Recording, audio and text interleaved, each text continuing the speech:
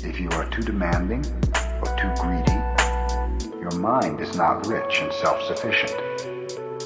When your mind becomes demanding, when you long for something, you will end up violating your own precepts, not to tell lies, not to steal, not to kill, not to be immoral, and so forth. If you keep your original mind, precepts will keep themselves. The beginner's mind is the mind of compassion. When our mind is compassionate, it is boundless.